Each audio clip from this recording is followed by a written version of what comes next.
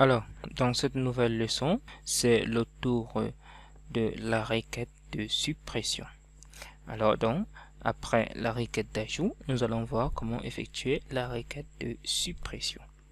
Très bien, nous avons les informations dans une table et nous voulons supprimer certaines lignes. Très bien, pour cela, nous avons la possibilité d'effectuer une requête graphique permettant de supprimer spécifiquement les lignes que nous avons précisées dans la requête.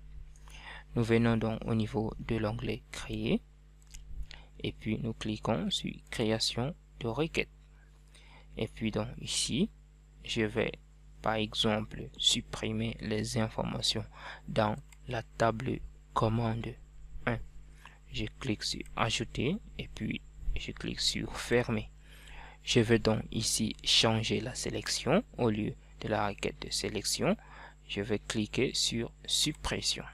Très bien, sur Suppression, je vais donc ici choisir le champ à partir de laquelle je vais supprimer la ligne.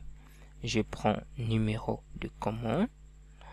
Je prends ici, si je veux, la date de commande. Ici donc, je vais supprimer où, c'est-à-dire où vous allez préciser, c'est-à-dire le numéro de la commande qui sera le numéro de la ligne de commande qui sera supprimée. Et si nous prenons ici à partir de, ça veut dire que vous allez prendre à partir d'un numéro de commande pour supprimer votre enregistrement. Nous prenons ici où et puis nous venons ici, nous précisons le critère. Nous voulons par exemple supprimer la ligne de commande numéro 5. Très bien, alors ici, c'est-à-dire numéro 16, je veux dire numéro de commande numéro 16.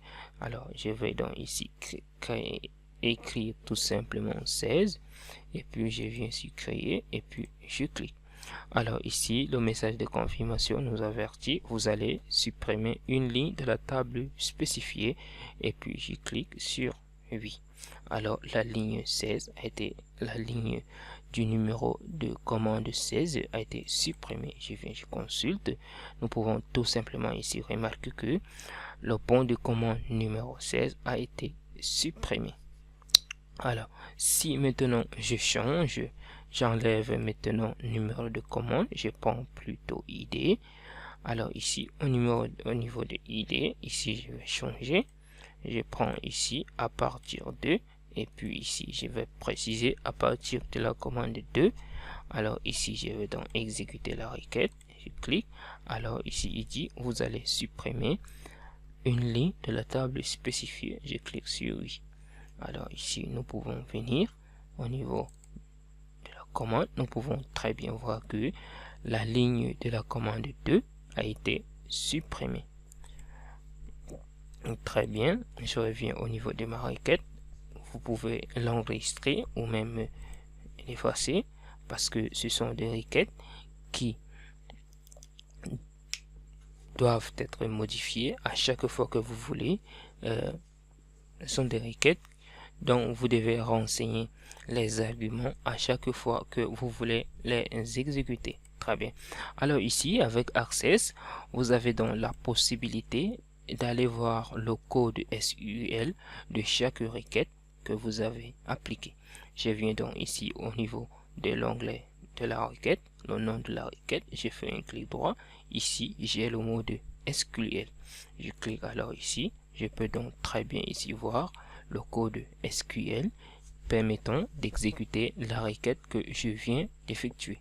Donc ici, si vous avez une bonne expérience, une bonne connaissance du langage SQL dans Access, vous pouvez sans toutefois passer par l'interface graphique de Access, venir tout simplement dans, c'est-à-dire dans l'éditeur SQL de Access et éditer vos requêtes, quelle qu'en soit la requête de sélection, suppression, de mise à jour, de création de table, ainsi de suite.